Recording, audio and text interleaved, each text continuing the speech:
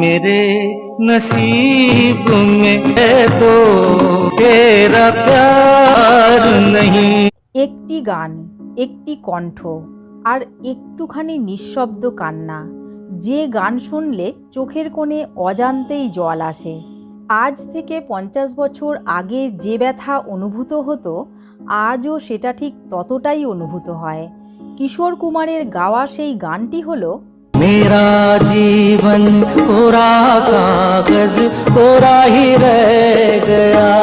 এই গানের পিছনের গল্প জানলে আপনি শুধু গান শুনবেন না, বরং সেই যন্ত্রণাটাও ফিল করবেন। চলুন আজ শুনে নিই সেই হারানো দিনের এক আবেগময় কাহিনী। নমস্কার বন্ধুরা, আমাদের ইউটিউব চ্যানেল ফ্যাক্টস এমডিতে আপনাদের সকলকে স্বাগত। 1974 সাল, বলিউডে তখন জোয়ার ভাটার সময় চলছে। কিশোর কুমার তখন সঙ্গীত জগতের মধ্যগগনে। তবে সেই সময় তিনি জীবনে গভীর এক বিষাদের মধ্য দিয়ে যাচ্ছিলেন। এই সময় রিলিজ হয় কোরা কাগজ ছবিটি। ছবির মুখ্য চরিত্রে অভিনয় করেছিলেন জয়া ভাদুরী ও বিজয় আনন্দ। ছবির গল্পটি ছিল একটি দম্পতির ভালোবাসাকে কেন্দ্র করে। তারপর ভুল বোঝাবুঝি, আত্মসম্মান আর এরপর নিঃশব্দ দূরত্ব। এই গল্পের আবেগকে পূর্ণতা দেয় যে গানটি, তা হলো मेरा जीवन कोरा कागज कोरा ही रह गया। গানের শুরুতেই শোনা যায় কিশোর কুমারের কণ্ঠে এক বিষাদের সুর। এই গান শুধুমাত্র সুরের জন্য বিখ্যাত নয়, এর প্রতিটি লাইন যেন জীবনের এক একটি অপূর্ণ অধ্যায়কে স্পর্শ করে। কিন্তু এই গানটি তৈরি হয়েছিল একেবারে অন্যরকম এক পরিবেশে। যখন এই গান রেকর্ড হচ্ছিল, কিশোর কুমার তখন নিজের ব্যক্তিগত জীবনে এক বিচ্ছিন্ন সময় কাটাচ্ছিলেন। তখন অভিনেত্রী যোগিতা বালির সঙ্গে তাঁর সদ্য বিচ্ছেদ ঘটে। এই রকম ভাঙাচোরা হৃদয় নিয়ে তখন তিনি রেকর্ডিং স্টুডিওতে প্রবেশ করেন। রেকর্ডিং শুরু হওয়ার পর স্টুডিওতে নাকি কেউ একটি কথাও বলেননি।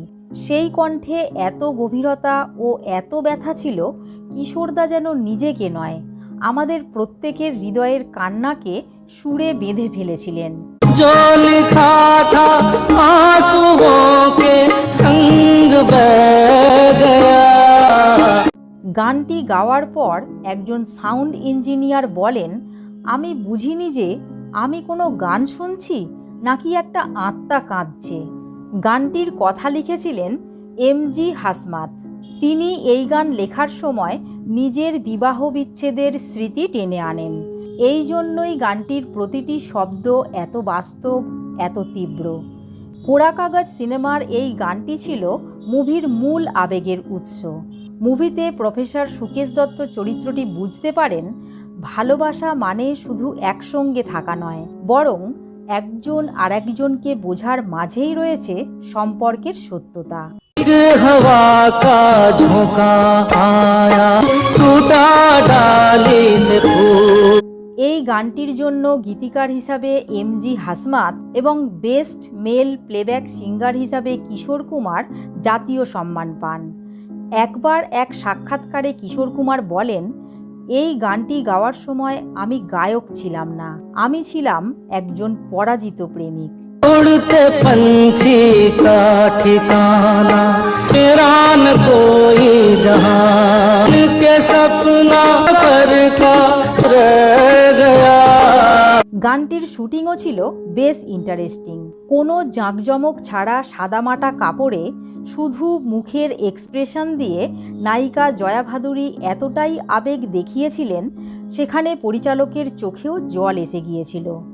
আজ এই গানটি শুধু একটি ক্লাসিক গান নয়, এটি একটি যুগের বেদনার দলিল, যেখানে কিশোর কুমার তাঁর কণ্ঠের মাধ্যমে আমাদের চোখে জল এনে দিয়েছিলেন। সেখানে একটুও উচ্চস্বরে কান্না নেই, একটিও বাড়তি মেলোডি নেই, স্রেফ সুর আর নিঃশব্দ ব্যথার মধ্য দিয়ে তৈরি হয়েছিল ইতিহাস।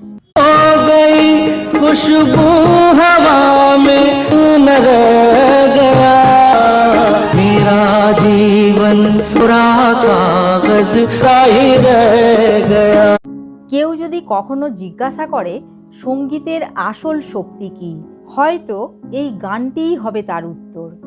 কারণ এটি প্রমাণ করে একটি গান মানুষকে বোঝাতেও পারে, কাঁদাতেও পারে, আবার নতুন করে বাঁচতেও শেখায়। বন্ধু, যদি এই গান আপনার মন ছুঁয়ে থাকে তাহলে অবশ্যই ভিডিওটি লাইক করুন এবং কমেন্টে আপনার হৃদয়ের বার্তা জানান।